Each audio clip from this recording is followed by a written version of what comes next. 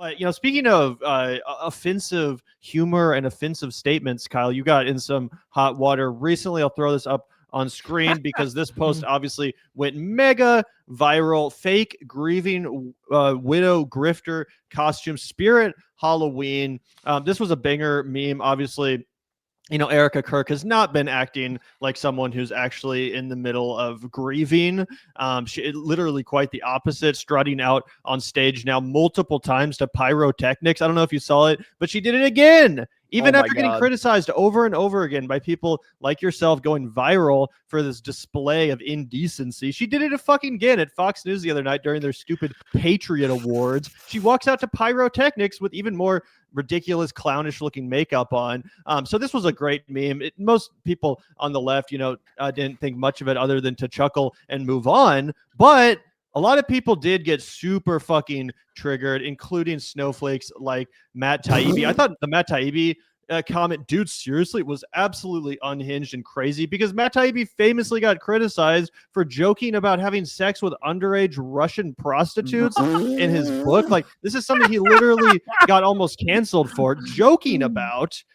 Quite a bit more offensive than this run-of-the-mill fucking meme that you posted, yet here he is coming out willing to fucking woke scold you like the most triggered snowflake under the sun. So again, Matt Walsh, I expect it. Some of these other idiots, I expect it. It still blows my mind to see someone like Matt Taibbi, who was pretending to be fucking Hunter S. Thompson 10 years ago, out here woke scolding about offensive jokes on Twitter. So what's your response, Kyle, to all of this snowflake behavior from people on the right, hacks like Matt Taibbi?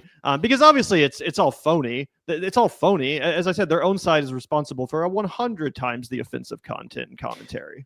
I would say old school Matt Taibbi would write a 3,000-word essay about how I'm being smeared by a cancel culture mob. That's what he would do. He would write a piece about all the hypocrisy on the right, that the same people who claimed all they care about is free speech and they claim to support edgy and offensive humor, by definition, that all of those people immediately flipped as soon as the targets are not trans people or black people or immigrants.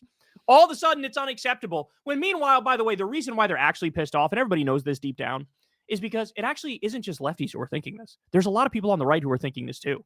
It is undeniable that she is acting weird as fuck. It is a fact to point that out. Why is she running her hands through J.D. Vance's hair? Why does he have his hands on her hips? Why was she wearing leather clubbing pants? Why did she say that J.D. reminds her of Charlie? That's a weird thing to say immediately after your husband dies. Why did J.D. Vance say publicly he wants his wife to convert? That's insane to throw your wife under the bus like that. Why was her head on Jesse Waters' chest? There was another picture that was sort of creepy, if you guys saw that one. Why was she immediately fundraising off of Charlie Kirk's murder? That was gross. Could you imagine Crystal trying to fundraise off of my murder within the first... We couldn't even do that to each other. Like, could you imagine Gavin gets killed and I'm out here being like, hey guys, fucking send a super chat. Insane. Why did she post creepy videos on social media of her holding her dead husband's hand in a casket, getting clout off of his demise? Again, could you imagine Crystal? I get shot and killed, and Crystal's posting videos on Twitter showing my fucking dead hand, and she's holding it? Like, are you kidding me? This is really, really gross. This is like inhuman type shit that we're looking at. And then to your point, all the pyrotechnics that were there, it looked like it was a fucking WWE event. Why did she immediately take Charlie's position at TPUSA? I don't know about you guys, but if something like that happened, I'd have to get away for a little bit and fucking clear my mind and not be anywhere around anybody else. But meanwhile, she's jumping like, oh yeah, sure, I'll fucking take his spot at TPUSA. That is crazy to me. It is crazy. So the reason why that hit a nerve is because everybody fucking knows it. And I'm tired of these pearl-clutching, snowflake-ass bitches who say, you're not allowed to ask questions that seem rude, that hurt my feelings.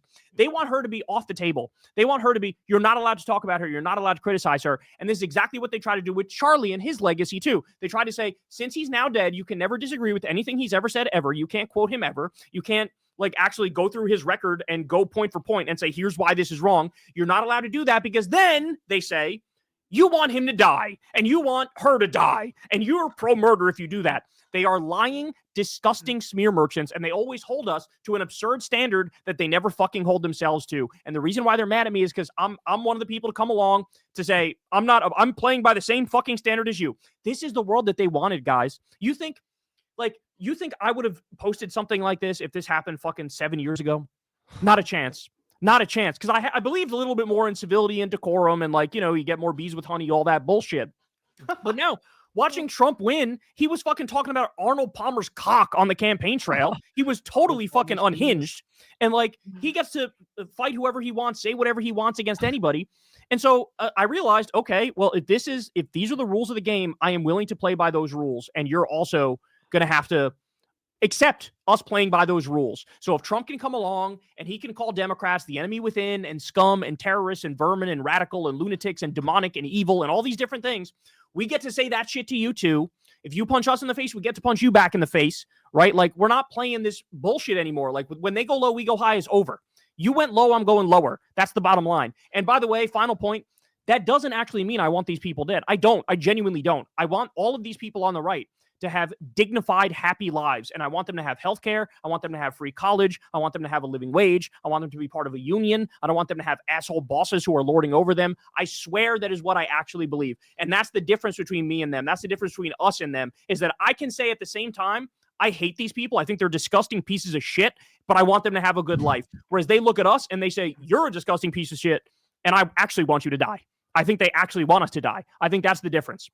Oh, yeah, 100%. And I totally agree with you about Erika Kirk as well. It wasn't just you or people on the left that took note of this. I saw plenty of people on the right, yes. Even people like in Candace Owens' audience, who's obviously not a leftist, that were absolutely appalled and disgusted with Erika Kirk's behavior. And the reason why it was so disgusting is because she was acting like she knew that she had literally about a month or two to juice as much attention out of the situation as possible before the news cycle moved on. She's smart enough to know how quickly the news cycle moves in this country. And she's like, if I make my big debut 3 or 4 months later after the brutal live streamed murder of my husband, no one's going to care as much. Now is the moment. And she seized on that moment, maybe a little bit too much because now it's backfiring on her. But yeah, it was absolutely outrageous. And it basically looked like she was launching her own political career, in my opinion, in those moments following her husband's death. I almost did start to think, oh shit, are we looking at a potential, like, you know, Erika Kirk candidacy down the line? She really did seem like she came out swinging, like launching her profile in a way that was so dramatic that's where my mind went. Do you think there's any chance that Erika Kirk could actually try to get involved in politics or like run for office in the future? Oh, absolutely. Absolutely. She loves the cameras. It is very, very obvious that she does. She's not done. Like I said, she took over TPUSA immediately. That's a giant organization with a tremendous amount of billionaire fundraising that they do. They put on these giant events. That's a real thing. And if you do that, you are a political player on the right. You are running with the big boys in big circles. You think she's not fucking thinking? Of course she's thinking about it. She's not done. She's incredibly ambitious.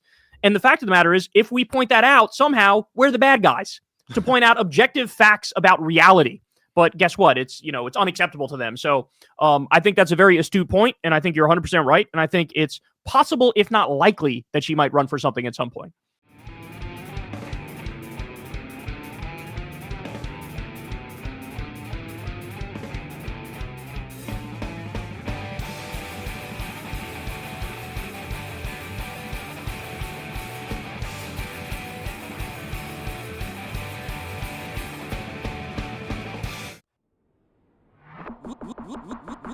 Look out the door if you hear an ambulance. The Vanguard will be there, sir. The Vanguard will be there, sir. The Vanguard will be there, sir. The Vanguard will be there. Be